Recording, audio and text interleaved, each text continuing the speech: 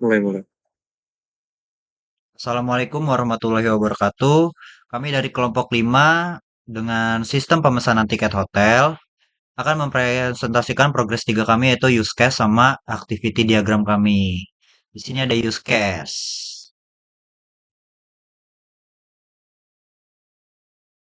Baik, untuk use case itu pertama ada dari bagian user atau pengguna, yaitu lihat ketersediaan kamar, di mana kamu dapat melihat daftar kamar yang tersedia pada tanggal tertentu dengan relasi yaitu include berupa filter kamar, di mana untuk memfilter tipe kamar, fasilitas, harga, dan lain-lain.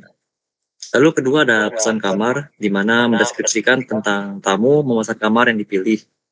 Dengan relasi yang pertamanya itu include, di mana lihat ketersediaan kamar, di mana harus mengecek dulu ketersediaan kamar yang ada. Kemudian ada include payment, di mana untuk melakukan pembayaran. Lalu extend, yaitu notifikasi pemesanan, di mana jika pemesanan berhasil, sistem mengirim notifikasi.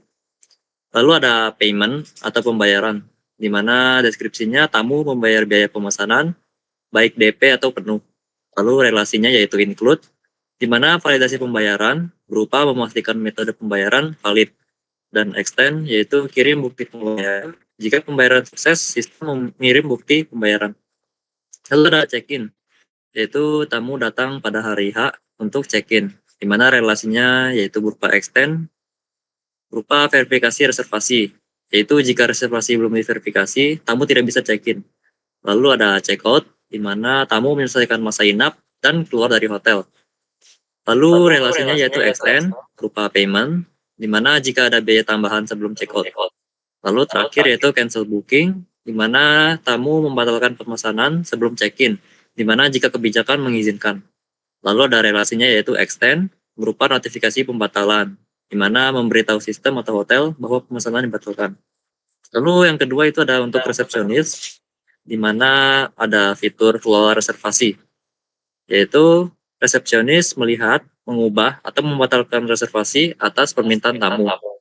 Dan relasinya yaitu include berupa verifikasi reservasi, di mana memastikan status pembayaran, ketersediaan kamar, dan lain-lain. Lalu ada konfirmasi check-in, di mana deskripsinya resepsionis melakukan konfirmasi check-in tamu yang datang. Dapat dua relasi yaitu include berupa verifikasi reservasi, di mana memastikan benar-benar tamu memiliki pemesanan. Lalu extend berupa update status kamar, yaitu set status kamar menjadi occupied. Lalu terakhir ada konfirmasi checkout, di mana resepsionis melakukan konfirmasi checkout dari tamu. Relasinya ada tiga, yaitu pertama include berupa verifikasi reservasi, di mana memastikan tamu memiliki pemesanan aktif.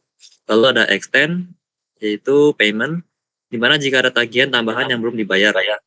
Lalu ada extend lagi berupa update status kamar, di mana set kamar menjadi available setelah checkout. Lalu terakhir ada relasi dari admin. Yang pertama ada manage room atau kelola ruangan.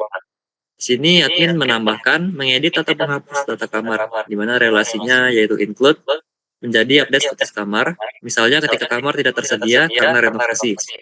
Lalu kedua ada manajemen user, yaitu admin membuat, mengedit dan menghapus akun pengguna seperti tamu, resepsionis, dan admin.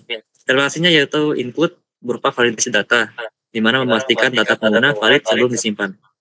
Lalu terakhir ada generate reports atau membuat laporan. Di sini admin membuat laporan pemesanan, pendapatan, tingkat okupansi, dan lain-lain. Relasinya ada dua yaitu include berupa lihat data reservasi, di mana membutuhkan tetap pemesanan, lalu extendnya ekspor laporan, di mana bersifat opsional, misalnya mengekspor ke PDF atau Excel. Lalu dilanjutkan dengan activity diagramnya. Yang pertama itu lihat ketersediaan kamar. Nah, jadi dari alurnya, pertama pengguna itu memilih lihat ketersediaan kamar, di mana dari pengguna akan memasukkan tanggal check-in, check-out, dan preferensi seperti tipe kamar dan jumlah tamu. Lalu sistem akan membaca, yaitu menerima input pencarian, dan dilanjutkan dengan database dengan mencari data kamar yang sesuai kriteria. Lalu kembali ke sistem, di mana mengirim daftar kamar tersedia, Lalu lanjut ke menampilkan daftar kamar kepada tamu dan selesai di situ. Lalu kedua ada pilih kamar dan pesan. Nah, pertama yaitu pengguna memasukkan kamar yang diinginkan dan melanjutkan proses pemesanan. Lalu sistem membuat data reservasi sementara berupa nomor reservasi. Lalu database akan menyimpan data pemesanan dan di-set status pendingnya menjadi payment. Lalu ketiga yaitu pembayaran, di mana pengguna akan memilih metode pembayaran seperti transfer, kartu kredit, e-wallet, dan sebagainya. Lalu sistem akan menerima detail pembayaran. Lalu database lanjut mencatat transaksi pembayaran. Kemudian kembali ke sistem di mana menghasilkan dua output, yaitu ya atau tidak, di mana mengambilkan status sukses atau gagal. Jika gagal, dia akan menampilkan tulisan error dan kembali ke menu awal berupa memilih metode pembayaran. Dan jika sukses, dia akan mengkonfirmasi pemesanan dan status menjadi confirm. Untuk selanjutnya akan dilanjutkan oleh teman saya.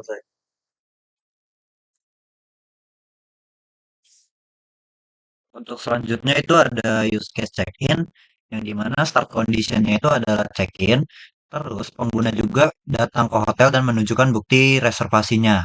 Setelah dari pengguna, ntar akan dikirim ke sistem, yang dimana sistem akan memvalidasi reservasi dan pembayaran. Dari sistem akan dikirim ke database dengan mengubah status kamar menjadi occupied. Terus kembali lagi ke sistem akan mengkonfirmasi check-in berhasil. Jadi mengkonfirmasi check-in berhasil adalah end condition-nya. Terus ada use case check-out juga. Di sini start condition-nya ada check-out, terus pengguna juga saat meninggalkan hotel mengkonfirmasi check-out. Terus dari pengguna akan dikirim ke sistem. Sistem akan mengecek apakah ada biaya tambahan atau tidak. Jika tidak langsung diproses. Terus, jika tidak langsung diproses, akan menyelesaikan check out dan mengubah status kamar menjadi available kembali. Nah, jika ada biaya tambahan, catat dan minta pembayaran. Terus balik lagi ke sistem akan menyelesaikan check out dan mengubah status kamar menjadi available kembali. Terus ada juga manajemen pengguna. Nah, di sini admin start condition berada di admin, yang dimana admin itu manajemen pengguna. Admin juga dapat memilih menu manage user dan menambah, mengedit, atau menghapus user. Dari admin akan dikirim ke sistem. Sistem akan menampilkan daftar user berupa tamu, resepsionis, admin, dan lain-lain. Admin lain. Nah, dari sistem itu bakal dikirim ke database, yang dimana database akan menyimpan perubahan data user. Selanjutnya ada manajemen kamar. Di sini admin akan memulai manajemen kamar, di mana admin akan memilih menu manage rooms. Terus, admin juga bakalan menambahkan, mengedit atau menghapus kamar. Dari admin akan dikirim ke sistem. Sistem akan menampilkan daftar kamar yang sudah ada. Dari sistem akan dikirim ke database menggunakan perubahan data kamar. Nah, dari database kembali lagi ke sistem untuk mengonfirmasi kamar. Selanjutnya akan disampaikan oleh teman saya.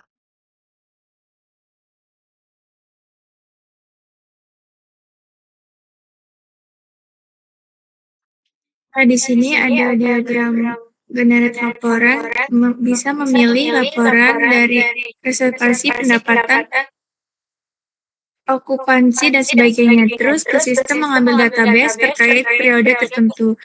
Dari sistem ke database mengirimkan hasil perhitungan atau data mentah, terus kembali lagi ke sistem menampilkan laporan grafik atau file yang diunduh. Terus berakhir di sini sistem.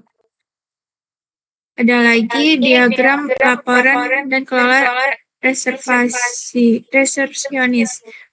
Pertama, lihat dari kelola reservasi, mengubah status reservasi, dibatalkan atau diubah tanggal, terus ke sistem mengambil data reservasi. Dari sistem ke database, mengambil daftar reservasi. Jadi kembali lagi ke sistem, Sistem menampilkan data reservasi, kemudian menyimpan perubahan reservasi database, kemudian kembali lagi ke database, memperbarui status reservasi, dan berakhir di database. Selanjutnya ada konfirmasi check-in. Pertama, mengkonfirmasi dari resepsionis, memverifikasi bukti reservasi dan status pembayaran. Kemudian ke sistem, mengecek validasi reservasi dari sistem kemudian ke database.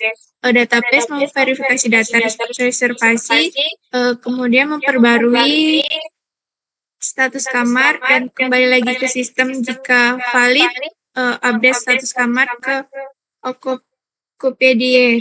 Terus menandai reservasi sebagai check-in. Kemudian menampilkan informasi kamar. Terus ada konfirmasi check-out, resepsionis, konfirmasi check-out, memproses check-out tamu, sistem mengecek apakah ada tagihan tambahan. Kemudian pada database mengambil data tagihan, kembali lagi ke sistem jika ada tagihan menunggu pembayaran, sistem kembali lagi ke database memperbarui status pembayaran. Dan dari status pembayaran memperbarui status kamar, kembali lagi ke sistem. Sistem setelah pembayaran update status kamar ke available. Terus menandai reservasi sebagai komplit dan berakhir di sistem.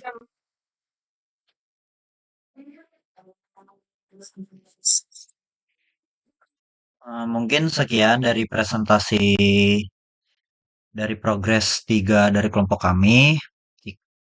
Saya akhiri, wassalamualaikum warahmatullahi wabarakatuh.